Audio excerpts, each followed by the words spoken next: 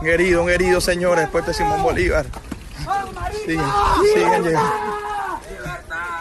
En este momento, la Guardia Nacional Bolivariana está disparando hacia el lado de la policía colombiana, como podemos observar. Noticia de última hora. Esto es lo que pasa en Venezuela.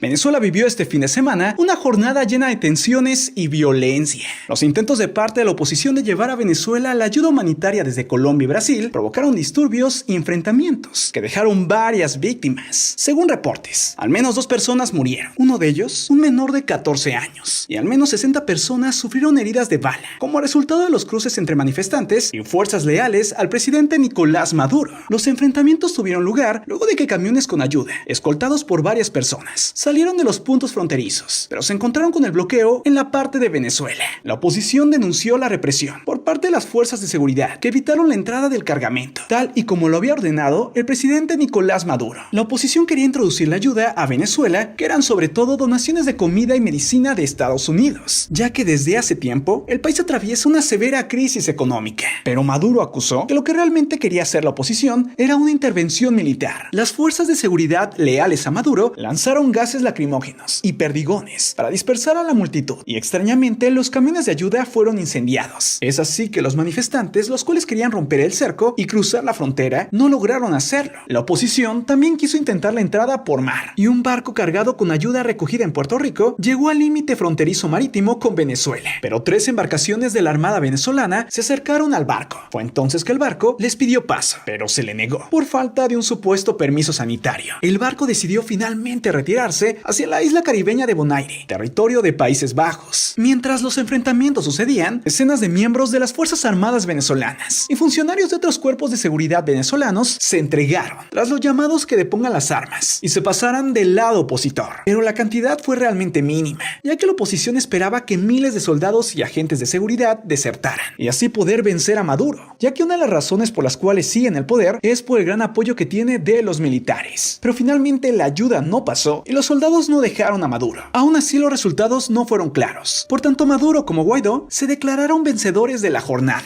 Ahora bien, Guaidó aseguró que tras los sucesos del sábado pediría a la comunidad internacional mantener abiertas todas las opciones para lograr la transición en Venezuela. Para muchos esto significa que está pidiendo una intervención militar internacional para quitar a Maduro. Por tal razón, Nicolás Maduro anunció que su gobierno rompía relaciones diplomáticas con Colombia y ordenó a sus diplomáticos en ese país abandonarlo. El mandatario aprovechó su discurso para señalar que ante cualquier circunstancia jamás va a doblegarse y pidió a militares, milicia y simpatizantes salir a la calle si llegara a suceder algo, dejando ver que él está dispuesto a llegar a la guerra para mantener el poder. El gobierno de Colombia respondió que como su país no reconoce al gobierno de Nicolás Maduro, no romperá relaciones con Venezuela, porque se acredita a Juan Guaidó como mandatario de ese país. Mientras todo lo anterior sucedía, jóvenes encapuchados que decían ser de Venezuela, los cuales buscan la caída de Maduro, dieron un ultimátum: o hay intervención militar internacional o iban a ir a la guerra. Tras esta declaración, al mismo tiempo, más fuerzas fuertemente armadas que respaldan a Maduro reforzaron la frontera. La tensión aumentó cuando la alta comisionada de Naciones Unidas para los Derechos Humanos, Michelle Bachelet, condenó los episodios violentos vividos en Venezuela y en sus fronteras. Ella dijo: estas son escenas deplorables. El gobierno venezolano debe obligar a los cuerpos de seguridad a dejar de emplear el uso excesivo de la fuerza contra manifestantes desarmados y ciudadanos comunes. Por otro lado, el secretario de Estado de Estados Unidos, Mike Pompeo, condenó las acciones del gobierno de Maduro y dijo que Estados Unidos tomará medidas contra quienes se oponen a la restauración pacífica de la democracia en Venezuela. Mike escribió en Twitter: ¿qué tipo de tirano enfermo impide que la comida llegue a las personas hambrientas? Las imágenes de camiones en llamas llenos de ayuda son repugnantes. Sí, fueron fuertes declaraciones. Ahora bien, según información recién revelada, el ejército estadounidense ha realizado durante los últimos días un mayor número de vuelos de reconocimiento en el espacio aéreo internacional frente a las costas de Venezuela, con el objetivo de recopilar información sobre el régimen de Maduro y su fuerza militar. Por el momento también, los gobiernos de Colombia y Venezuela mantienen su frontera común cerrada, tras el intento de pasar la ayuda humanitaria. Hoy lunes se dio la reunión del Grupo de Lima y el encuentro entre Juan Guaidó y el vicepresidente de Estados Unidos, Mike Pence. En ella, el Grupo de Lima denunció este lunes en Bogotá que hay información seria y creíble de amenazas contra Juan Guaidó, a quien reconocen como presidente encargado de Venezuela, y no solo contra él, sino también contra su familia, por lo que responsabilizaron al gobernante Nicolás Maduro de su integridad. Aún a pesar de estas amenazas, Guaidó dijo que intentará por la tarde-noche regresar de Colombia a Venezuela. Todo se tranquilizó un poco en la declaración final de la reunión en Bogotá del Grupo de Lima, ya que ahí se aseguró que la transición democrática en Venezuela tiene que ser llevada a cabo por los ciudadanos de ese país, pacíficamente y en el amparo de la Constitución. Pero las alarmas se volvieron a encender, ya que dos diplomáticos de las Naciones Unidas informaron que Estados Unidos ha solicitado una reunión del Consejo de Seguridad de la ONU sobre Venezuela, la cual se llevará el día martes 26 de febrero. Es verdad que no es la primera vez que el Consejo se reúne para revisar el tema de Venezuela. Además, dicha reunión será abierta e incluirá discursos de países. Pero como se ve todo, tal vez en esta reunión se declare formalmente una intervención a Venezuela. O tal vez no. Es así que hasta el momento nadie sabe qué pasará con Venezuela.